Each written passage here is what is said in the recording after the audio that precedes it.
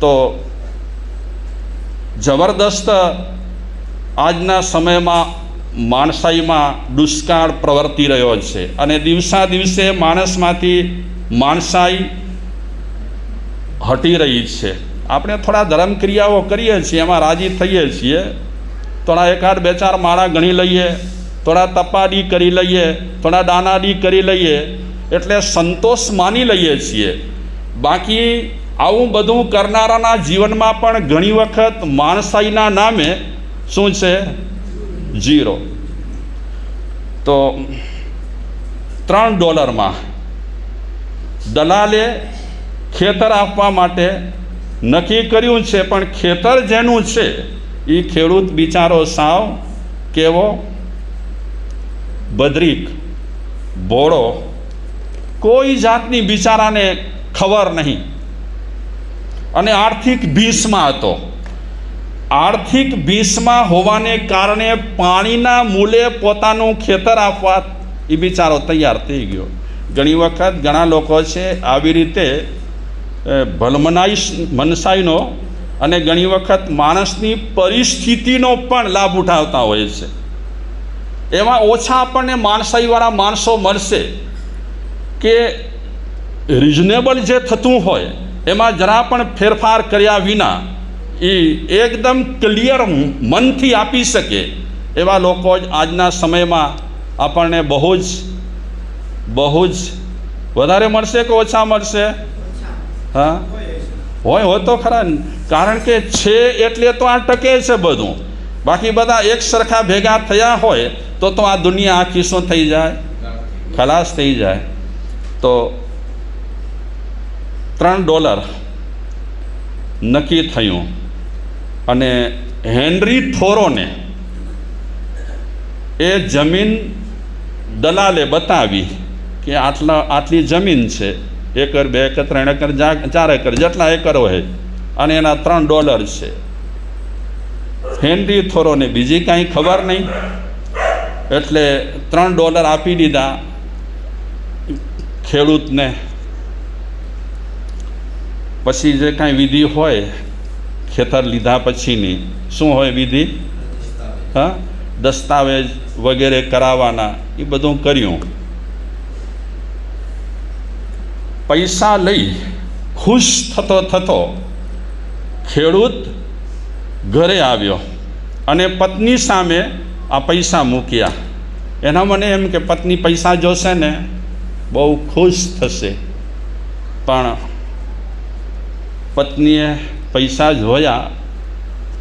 આ ભાઈએ પત્નીને કીધું કે ખેતર મેં આટલામાં વેચી દીધો છે. પત્ની એની બહુ વ્યવહારુ હતી. એ પત્ની ખેડૂતને કહે છે કે તમે ખેતર વેચ્યું નથી, તમે જિંદગીભરનો રોટલો વેચી નાખ્યો. હવે આપણે ગુજરાન કઈ રીતે ચલાવીશું? અને તમે ઓછે ભાવે ખેતર આપી દીધો એ તો ઠીક છે, પણ ખેતરે આપણી રોજીરોટી હતી. પુંજલ રબારી, તમે નામ સાંભળ્યું હોય તો, પુંજલ રબારી અત્યારે નથી, કથાકાર હતા રબારી સમાજમાં અને એમણે સંસ્થા પણ ભુજોડી પાસે બનાવી છે. એ પુંજલ રબારીએ વસિયતનામું લખ્યું હતું મરતા અને વસિયતનામામાં પોતાના દીકરાઓને ભલામણ લખી હતી કે જિંદગી કેવી રીતે જીવવાની. આ વસિયતનામામાં લખેલું હતું જિંદગી કેવી રીતે જીવવાની. એમાં એક પછી એક ટિપ્સ આપી હતી. આ ટિપ્સમાં પુંજલ રબારીએ પોતાના દીકરાઓને વસિયતનામામાં જે ટિપ્સ લખી આપી હતી એમાં ટિપ્સ લખેલી હતી કે ક્યારે પણ જમીન વેચવી નહીં. જમીન વેચવી અને માં વેચવી બે સરખા છે એવું લખેલું હતું. કારણ કે એ લોકો પ્રતિષ્ઠા આપેલી છે જમીનને. જમીન વેચવી અને માં વેચવી બે સરખી છે. આજે પણ ઘણા લોકો કટોકટીમાં જીવતા હોય પણ જમીન વેચતા નથી. પણ ઘણા બિચારાઓને પૈસાના અભરખા રહેલા હોય, એ પૈસા ખાતર જમીન શું કરી લીધી છે? વેચી લીધી.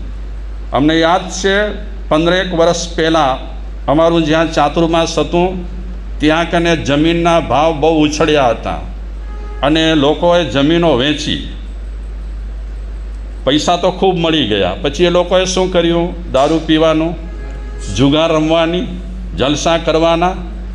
એ રીતે કરતાં આજની તારીખે જમીન પણ ગઈ અને રૂપિયા પૂરા ઝીરો થઈ ગયો છે.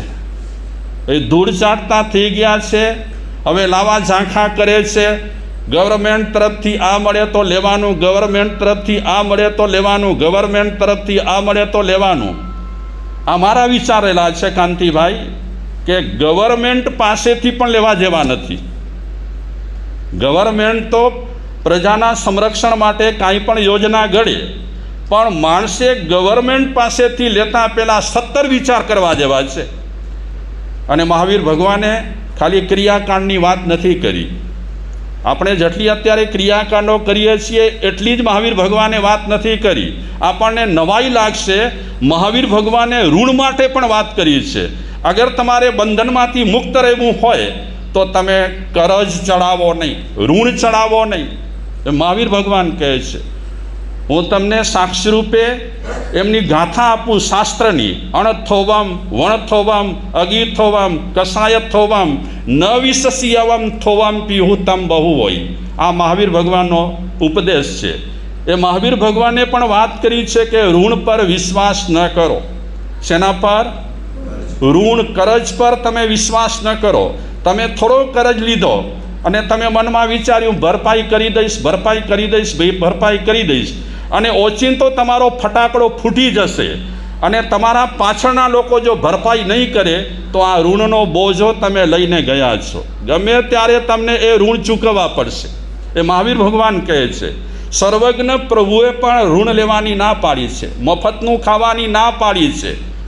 મફતનું ખાવાની ના પાડી છે મહાવીર ભગવાને. કારણ કે એ કરજ ચરે છે તમારો. તમે રાજી થશો, સારું સારું મળશે કે ચલો ખાઈએ, ચલો ખાઈએ, ભૂખ લાગી છે એનાથી વધારે ખાઈએ. પણ મહાવીર કહે છે નહીં, ચૂકવણી કરતા જશો, તમે તમારો હિસાબ ક્લિયર કરતા જજો. બીજા જે વહીવટ કરતા હશે એમના કરમ ધર્મ, પણ તમે ક્યારે પણ ઋણ ચડાવતા નહીં. એ ઋણ ખરાબ છે. તો આ ખેડૂત, એની પત્ની કહે છે કે આ તમે ઠીક ન કર્યું. શું વેચી નાખ્યું? હા, શું વેચ્યું? રોટલો. આપણો જે ગુજરાન હતો એ ગુજરાન તમે વેચી નાખ્યો. હવે જિંદગી કેમ જીવીશું? પત્ની પ્રેમથી વાત કરી, ઝઘડીને નહીં. અને પછીથી એને ખેડૂતને પણ લાઈટ થઈ કે આ ઠીક ન કર્યું મેં. અમારી રોજી રોટી હતી ખેતર, આનાથી અમારું ગુજરાન ચાલતું હતું, અને $3 ખેતર મેં ફૂંકી માર્યો. એક પત્નીએ એની આંખ ખોલી. પોતાને પણ લાગ્યું કે આ ઠીક મેં નથી કર્યું. પૈસાની ઘરની એવી છે ને દશો, પૈસાનો નશો બહુ ખરાબ. દારૂનો નશો હજી આપણે કાંઈ ટ્રીટમેન્ટ કરીએ ને તો ઉતરે. હમણાં આવે છે રોજ કાંઈ નહીં કાંઈ વ્યસન છોડાવવા માટે, જૈન અજૈન પ્રેમથી આવે છે, સામેથી આવે છે. એને કહીએ છીએ અને છોડી દે છે. દવા નથી આપતા તો પણ કહે છે છોડી દેશે. ગઈકાલે એક કુટુંબ આવ્યું હતું, આવ્યા હતા ત્યારે રડી રડીને આવ્યા હતા 15 દિવસ પહેલાં. ગઈકાલે આવ્યા ત્યારે ખુશાલી વ્યક્ત કરવા માટે આવ્યા હતા કે મારા સાહેબ અમે 15-20 દિવસ પહેલાં આવ્યા હતા, એ પછી અમારા પતિદેવે આટલા દિવસમાં એકાદ વખત દારૂ પીધો. પણ જો એ જેણે દારૂ પીધો હતો ખુલ્લા દિલથી કહી દીધું કે મારા શ્રી એક વખત મેં દારૂ પીધો છે. રિયલી માણસ કહેવાય, ખુલ્લે ખુલ્લી વાત કરી દીધી. અને એણે સામેથી કીધું કે હવે પછી હું દારૂ નહીં પીવું. તો આ દારૂનો નશો હજી ઉતારી શકીએ છીએ આપણે, કોઈને કોઈ ટ્રીટમેન્ટ કરીને, છાશ પીવડાવીને કે બીજું કાંઈ કરીને. પણ લક્ષ્મીનો નશો છે ને, પૈસો બહુ ખરાબ છે.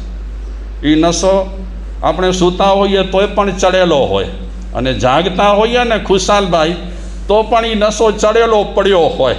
હા, સંડાસમાં હોઈએ તોય પણ પૈસાનો નશો ચડેલો પડ્યો હોય ને સંડાસ બહાર હોઈએ તોય પણ પૈસાનો નશો ચડેલો પડ્યો હોય. ખેડૂતની પત્નીએ જરાક થોડી કડક વાત પણ કરી કે આ તમારે કરવું નહોતું જોઈતું. એ ખેડૂત પૈસા લઈ અને હેનરી થોરો પાસે ગયો, આજીજી કરી કે મેં ઉતાવળ કરી અને ખેતર વેચ્યું. તમે કહેશો તો હું દંડ પણ આપીશ તમને, પણ મારે ખેતર પાછો ખપે છે. આ લો તમારા પૈસા, અને દંડ પેટે તમને જે પૈસા ખપતા હોય તે પણ લો. આ પ્રસંગ બન્યા પછી હેનરી થોરો વિચારે છે કે હાય હાય, આ ખેડૂતે તો મારી આંખો ઉગાડી. આ હેનરી થોરો વિચારે છે કે હું અત્યારે પ્રાકૃતિક વાતાવરણની વચ્ચે ઝૂંપડી બાંધીને રહું છું અને સાત્વિક લેખો, માનવતાના લેખો લખીને લોકોને મારા વિચાર દર્શાવી, લોકોમાં સાત્વિકતા કેમ જાગે, માનવતા કેમ જાગે, એના માટે હું પ્રયાસ કરું છું. અને આજે એ મને શરમ આવે છે, આ ખેડૂતે ખરેખર મારી આંખો ખોલી. મારા સાત્વિક સુંદર મજાના વિચારો જે લોકો માટે હું પીરસી રહ્યો છું, એ સાત્વિક વિચારો મારામાં ન હોય, અમલમાં ન હોય, તો આ લેખો લખવા, નિબંધ લખવા મારા માટે નકામા જ છે. હું માનવતા વિશે કાંઈ લખતો હોઉં નિબંધ, અને બધી ભાષાઓમાં ફેલાવતો હોઉં કે માનવતા જીવનમાં હોવી જોઈએ, સાત્વિકતા જીવનમાં હોવી જોઈએ, હું વિચારોનો ફેલાવો કરાવું, અને મારા ખુદમાં માનવતા ન હોય તો આ લખાણ લખવાનો મતલબ શું?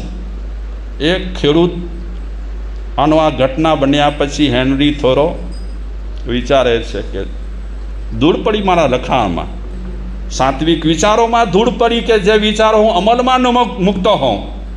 અને એક બિચારો ભોળો ભદ્રીક, જેને કોઈ જાતની ખબર જ નથી, વહીવટ બાબતમાં પણ જેને કાંઈ વધારે ગતાગમ નથી, એની સાથે છેતરપિંડી કરી છે મેં. હેનરી થોરો ખેડૂતને કહે છે, તું ગભરા નહીં, તારો ખેતર તારો જ રહેશે. ઝૂંપડીમાં જઈ દસ્તાવેજ લઈ આવ્યો અને આ ખેડૂતની સામે એ ખેતરના દસ્તાવેજો શું કરી નાખ્યા? ફાડી નાખ્યા. ખેડૂતને કહે છે, દંડ દેવાનો તું અધિકારી નથી, દંડ દેવા માટે હું અધિકારી છું. મારે દંડ ભરવો પડે, મારે તને દંડ દેવો પડે, એટલે કે હું પૈસા તને વધારાના આપી શકું, કારણ કે મેં ભૂલ કરી છે, તે ભૂલ નથી કરી. છેવટે દંડબંડના પૈસા લીધા નહીં, પણ એ હેનરી થોરીની આંખો આ ખેડૂતે ખોલી દીધી. ઘણા લોકોને રાતોરાત પૈસાદાર થવું છે બિચારાઓને, અને હવે રાતોરાતની વાત પણ ગઈ. હવે તો માણસને ફટાફટ પૈસાદાર થવું છે, ફટાફટ. અને માની લો કે નસીબ હોય તો એ પૈસાદાર થઈ પણ જાય ઝટપટ. કાલે બિચારો રોડ પર રખડતો હોય અને આજે શાયદ સરસ મજાના બંગલામાં એ વાસ કરી શકે છે.